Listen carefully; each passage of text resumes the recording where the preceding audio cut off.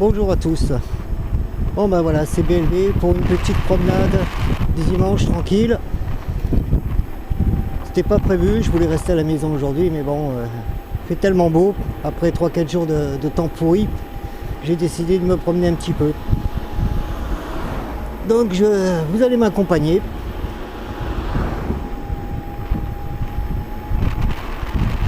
Alors, pardon pour le son, il y a énormément de vent aussi. Je profite uniquement du soleil. Donc voilà, petit retour sur cette Caboo qui a 627 km maintenant. Les débuts ont été très difficiles, hein. Vous l'avez vu dans les vidéos précédentes. Problème de frein à disque, problème d'amortisseur, de tige d'amortisseur qui s'arrache. Le problème c'est qu'ils ont mis une tige d'amortisseur de diamètre 5 avec un tout petit filetage de rien du tout. Ce qui fait que lorsque l'amortisseur se décompresse, il tape systématiquement sur la tête de vis. À force, ça ford le filetage et votre vis s'arrache. Avec le risque de perdre la petite pièce qui tient justement cette vis là. Pièce que j'ai dû refaire au passage dans une précédente vidéo. Donc j'ai fait cette réparation, elle a tenu un petit moment, très sympathique, j'étais heureux, tout va bien. Jusqu'au jour où je constate qu'un jeu important dans ma suspension. Donc en rentrant à la maison, je regarde, et ben voilà, encore une fois la vis arrachée. Donc je sors le tout, je redémonte. Et qu'est-ce que je vois? Que le pas de vis, justement de cette vis qui sert de tige d'amortisseur, parce qu'on m'a déjà posé la question, qu'est-ce que c'est que cette tige? Voilà. Le pas de vis était encore foiré, mais cette fois-ci irrécupérable. Donc je me suis dit, pourquoi reprendre le même diamètre fragile? Parce que du 5, c'est un peu léger. Franchement, Caboo, vous auriez pu prévoir des tiges un petit peu plus grosses, hein. Donc ce que j'ai fait, j'ai racheté une vis 6 pans comme à l'origine, à la même longueur, de l'acier le plus résistant que j'ai pu trouver au niveau des tolérances à l'arrachement, simplement avec un diamètre légèrement supérieur. J'ai pris de mémoire, je pense, du diamètre 6. Depuis, je croise les doigts, ça ne bouge plus. Mais il y a encore une petite marge. Je pense que Caboo, avec un petit peu de travail, les gars, vous auriez pu nous mettre des tiges de 8, en diamètre de 8, donc beaucoup plus solides. Parce qu'à la compression, les amortisseurs sont excellents. Ah ça, par contre, c'est vrai que c'est un nuage, hein, cette bécane, hein. Voilà. Mais lorsque les amortisseurs se détendent, on entend systématiquement les vis avant et arrière taper. Je parle tout seul, les gens vont me prendre pour un débile. Voilà, le petit sourire sympa, soit par sympathie, soit parce qu'ils m'ont pris pour un extraterrestre en train de parler tout seul sur mon engin. Donc je disais, messieurs de chez Caboo, vous auriez pu prendre des vis de diamètre de 8, parce que le 6 passe tranquille, le 7 il peut passer, mais j'en ai pas trouvé. Voilà, le 7 il peut passer. Je pense simplement qu'en retravaillant un petit peu le trou dans lequel la vis passe au niveau de la base de l'amortisseur, ça ne posera aucun problème parce qu'en haut elle rentre tranquille, mais alors il y a vraiment du jeu en haut. Donc messieurs de chez Caboo, réfléchissez un peu. Votre bécane, c'est un nuage. Un confort exceptionnel. C'est définitivement une routière, hein. De toute façon, un avis à tous, franchement, voilà. C'est définitivement une routière. Je l'ai testé sur un terrain de BMX. Ouais, un BMX. C'était juste pour délirer, hein, un coup de folie, hein. Mais sincèrement, vraiment pas faite pour. Vous allez avoir la vidéo prochainement lorsque mon logiciel de montage aura cessé de bugger et de m'effacer systématiquement mes vidéos. Celle-ci, je vais la faire avec Movie Maker pour dépanner, le temps de trouver quelque chose de plus sérieux.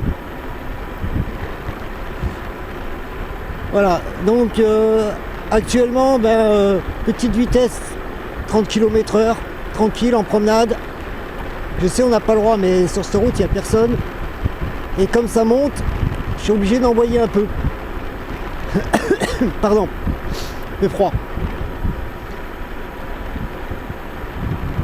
Voilà, donc un petit 30 km/h tranquillou.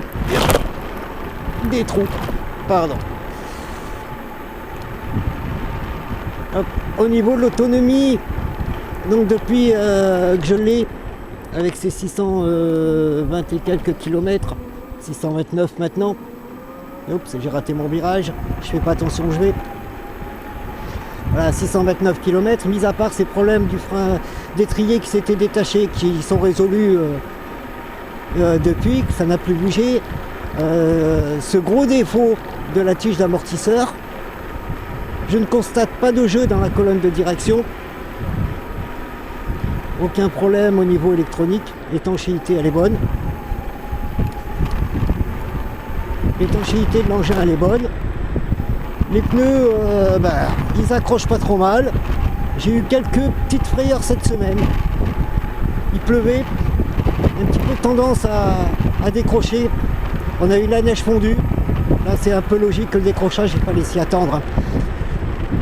Voilà, je pense que je vais aller faire un petit tour. Non, c'est pas ce chemin-là. Ça doit être le prochain.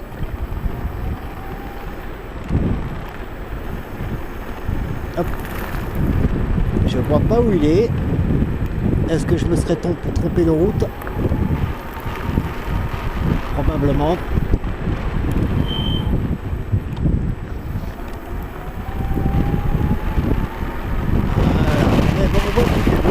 De gens qui se promènent alors que cette route elle est toujours déserte que d'habitude. Donc mon ressenti sur cette bécane, nerveuse, confortable. Hop là, voilà, nerveuse, confortable. Bon là les petits chemins de terre comme ça à prendre avec précaution parce qu'elle est définitivement pas faite pour ça. Hein. C'est vraiment une routière hein, cette bécane là. Si vous voulez je pense, hein, c'est mon avis perso, et ça va être ma prochaine bécane de toute façon. Je pense que si vous voulez aborder des chemins un petit peu plus difficiles que uniquement du macadam, il faudrait se pencher sur une 010X. Ça se coupe. C'est ce que je pense. Hein, si certains d'entre vous en ont déjà, je les invite à me donner leur ressenti sur la 010X. Tant sur le comportement routier que sur le comportement sur des chemins pourris comme ici d'ailleurs. Hein, voilà. Si possible des personnes qui n'ont pas d'affiliation magasin, fabricant ou grossiste. Hein. Je pars du principe que l'avis donné par ce genre de personnes n'est pas forcément à 100% sincère. Il y a du sincère, c'est sûr. Parce que quand on est passionné, ben voilà, c'est comme ça. Mais il y a toujours la part commerciale qui est derrière. Hop là, et bien c'est vraiment pourri. La dernière fois que j'ai pris ce chemin-là, il y a quelques années, c'était en 4x4. Ça n'a rien à voir. Voilà. Donc je disais au niveau nervosité, je trouve qu'elle est bien. Elle est très bien au niveau nervosité. Une vitesse de pointe, faut pas espérer une bombe atomique. Hein. Voilà. J'ai remarqué aussi une petite triche, volontaire ou involontaire, de la part de Cabot. Et apparemment, bon nombre de fabricants utilisent la même méthode. On vous affiche les vitesses de pointe. Magnifique pour des trottinettes électriques. Mais regardez bien. Vous achetez une 10 pouces. Mesurez bien votre roue, le diamètre de votre roue.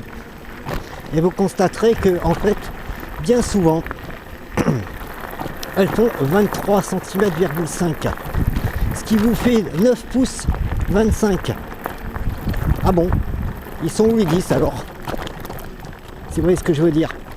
Donc on vous dit 10 pouces, sachant que plus le diamètre est grand, plus éventuellement vous avez une vitesse importante. On vous les règle à 10 pouces. Donc votre compteur vous affiche une vitesse. Waouh, je suis content, je vais vite. Mais si vous réglez au plus proche du diamètre réel de votre engin, c'est-à-dire à 9 pouces, bah vous verrez que c'est plus la même chose. c'est vraiment plus la même chose. Donc au niveau diamètre des roues, si je ne me trompe pas, il y a également la 010X qui a les mêmes pneus. Donc ceux qui ont une 010, messieurs, essayez de vérifier et de remesurer le diamètre de vos roues et de régler ensuite votre odomètre en fonction du diamètre de vos roues. Donc vous aurez peut-être des surprises sur les performances, hein, peut-être. Hein. Donc ceux qui veulent bien tenter l'expérience, je vous invite également à nous faire part de votre retour.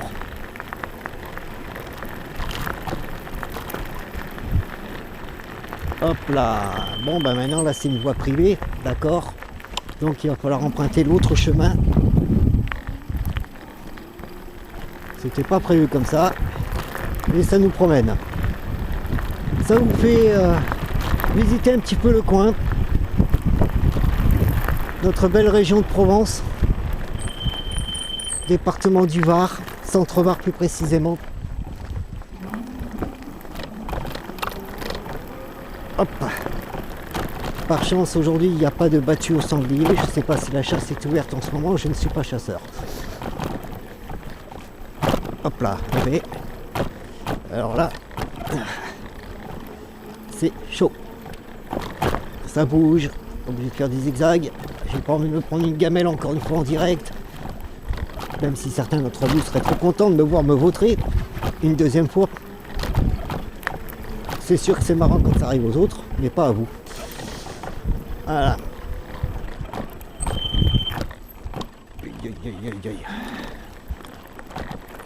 Donc toujours sur le ressenti de cette bécane, j'en suis content. Si certains me posent la question, oui, j'en suis content. C'est beaucoup mieux que ce que j'avais avant, hein, que les autres petites trottes que j'avais avant. J'ai longuement hésité à passer le pas pour prendre une trotte un petit peu plus puissante que les basiques. Je ne le regrette pas. La seule chose, c'est que là, encore une fois, ben, je suis tombé sur une trotte qui n'est pas vraiment adaptée à mes besoins réels. Il me faudrait une bimoteur, ce qui serait pas mal, avec de bons amortisseurs et non uniquement des amortisseurs à ressort, parce que finalement c'est que du ressort sur cela, ce qui était un peu dommage. Je pense qu'avec des petits amortisseurs style la 010X dessus, ça irait très très bien. Ça secoue vraiment là, hein. Oh. Mais j'essaye de retrouver un petit coin sympa que j'avais repéré il y a quelques années pour vous montrer un petit peu notre plaine du Var.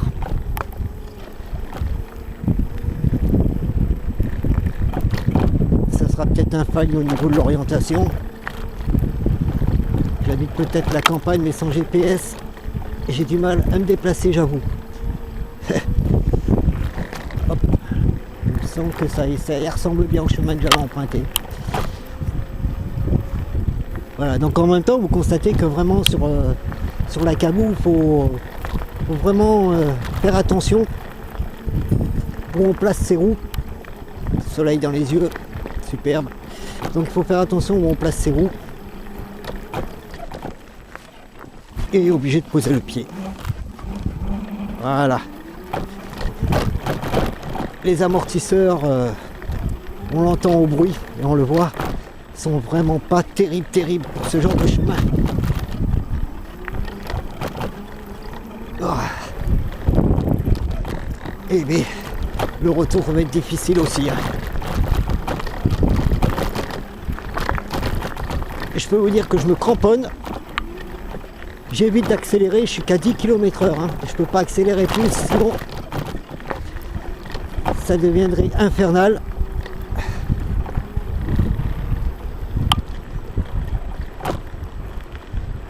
Mais voilà, comme ça au moins vous voyez un petit peu ce que ça donne sur des chemins pourris. Donc évitez d'acheter ce genre de trotte si vous avez des chemins comme ça par chez vous. Si vous habitez à la campagne et que vous avez besoin d'un petit engin pour vous déplacer sur ce genre de chemin, c'est pas possible. Définitivement. Je suis surpris parce que c'est pas évident. Hop, petit passage un peu délicat.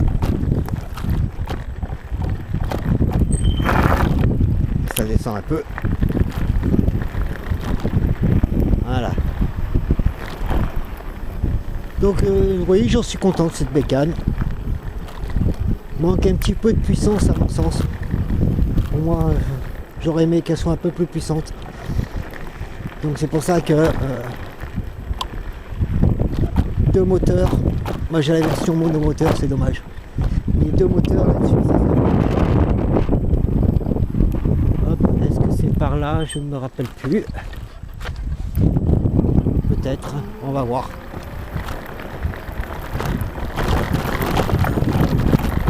Hop, voilà, alors en bimoteur elle serait parfaite avec des amortisseurs style 010X. Non, c'est pas par là le surplomb que je voulais. Mais vous voyez déjà un petit peu la vue, je pense. Hein. On a bien monté, hein. On est parti de tout en bas. Donc ça monte bien quand même, on en est à 632 km.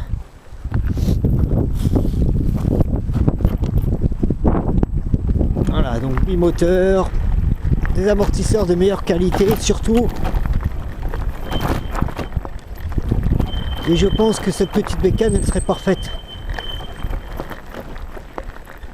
Avec des pneus off-road bien sûr pour ce genre de chemin. C'est logique. D'où mon choix de m'orienter vers une 010X prochainement.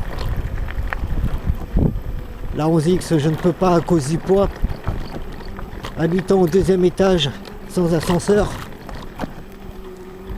elle risque d'être un petit peu trop lourde pour moi à monter.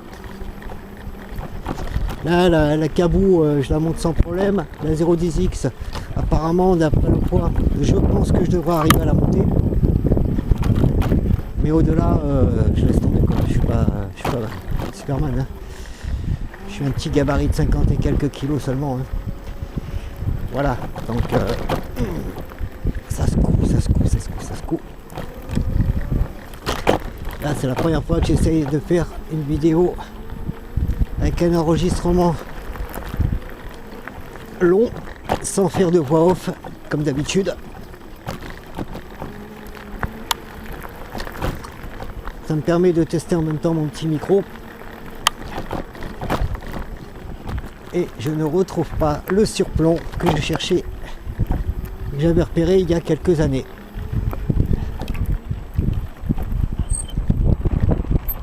Je cherche toujours ce surplomb, je n'ai aucune idée d'où il est.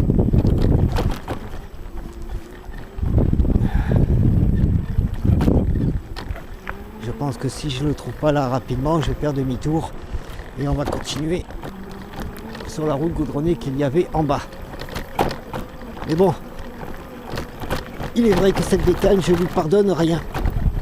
Je vais de partout avec. Je m'en sers vraiment au quotidien, quoi. Bon, pour info, là, le chemin où je suis, c'est un DFCI. Hein. Ça va qu'en ce moment, ils sont ouverts. Mais cet été, j'éviterai.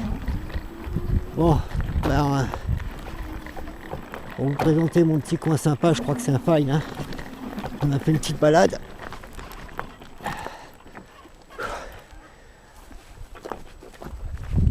On va se poser 5 minutes, il me semble, quand même. Et je voulais me servir d'un Osmo Mobile pour faire un petit time-lapse sur la plaine du Var. Il va falloir que je trouve un autre endroit. J'ai une petite idée. Voilà. Il y a certains qui connaissent parmi les Varois Notre-Dame-des-Anges. Je pense que je vais essayer d'y monter. Ça devrait être possible. J'ai bien dit ça devrait. Hein.